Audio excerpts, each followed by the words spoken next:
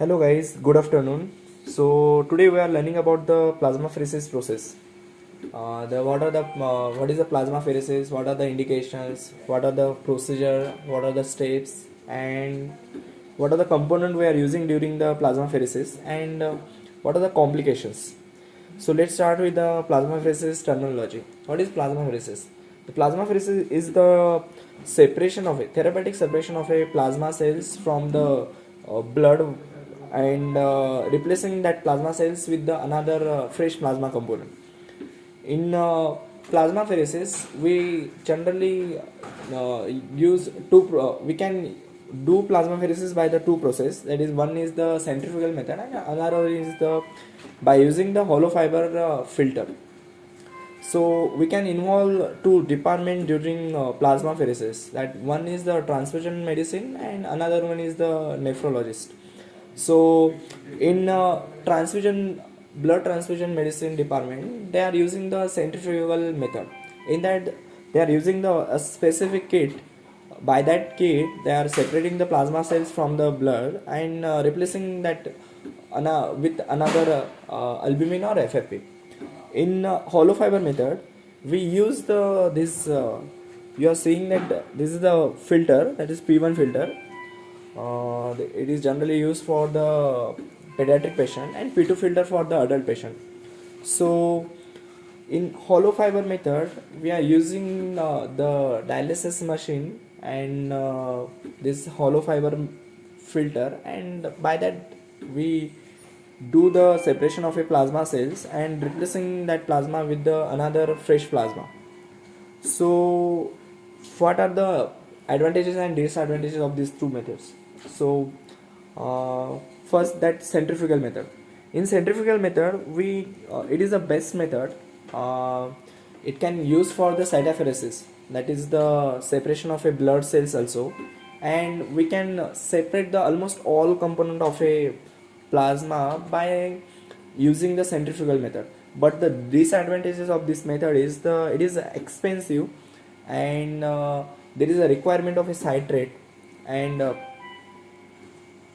it is complicated and costly also. And another one technique is the hollow fiber method. During hollow fiber method, it is fast and efficient. There is no requirement of a citrate, and the disadvantages of a hollow fiber method, hollow fiber filter method, is that there is a requirement of heparin during the process, and there is chances of a limited separation of a plasma component because of the sieving component of a plasma filter, and it required the central venous access. For that, we have to insert the central venous catheter to the patient or dialyzer catheter. And another one is we can't do the cytopheresis by using the hollow fiber method. So today we are talking about the plasmapheresis method by using the hollow fiber method. I will explain the component and part using this process.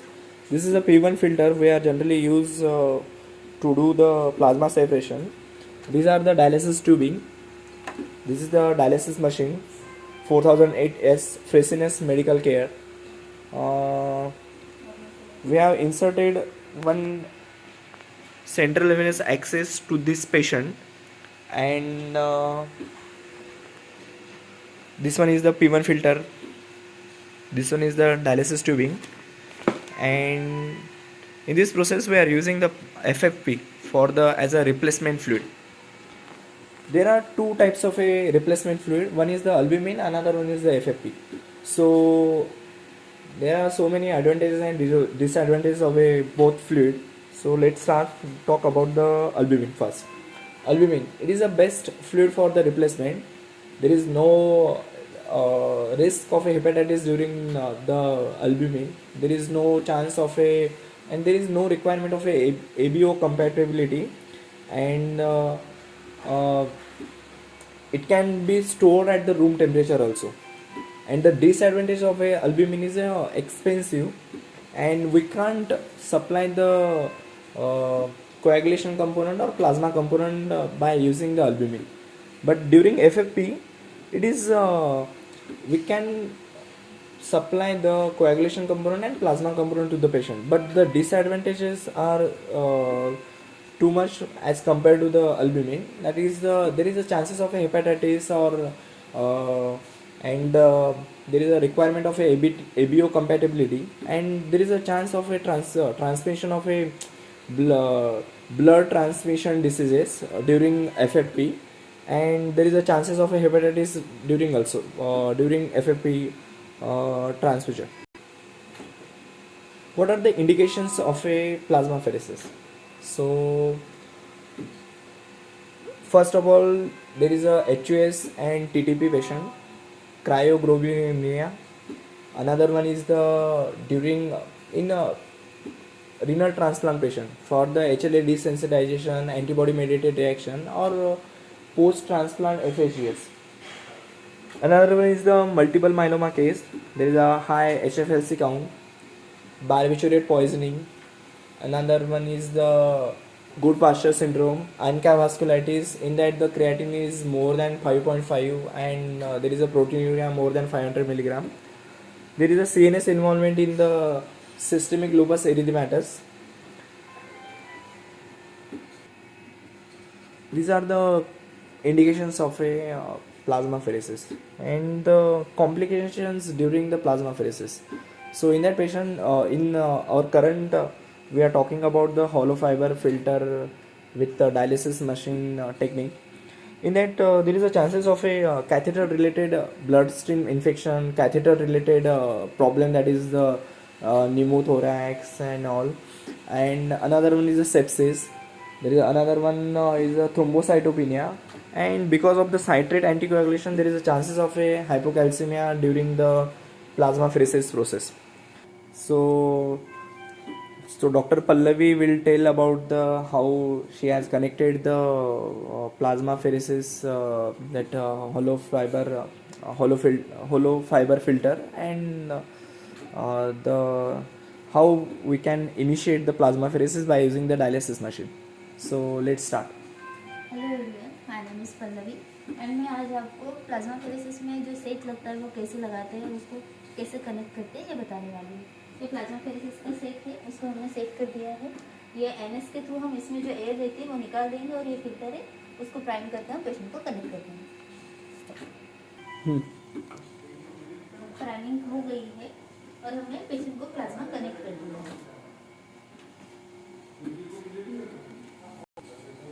So we have seen the all the methods, steps, indications, contraindications, advantages, disadvantages during the plasmapheresis process.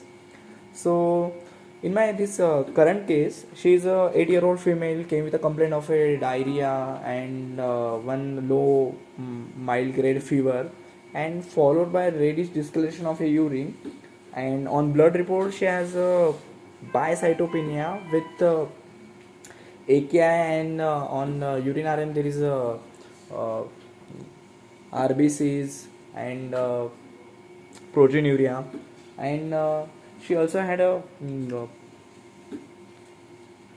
low hepatoglutinin, high LDH count with cystocytes on peripheral smear. So we are suspecting she is a case of a hemolytic uremic syndrome, and the stool routine microscopy and cultures reports are awaited.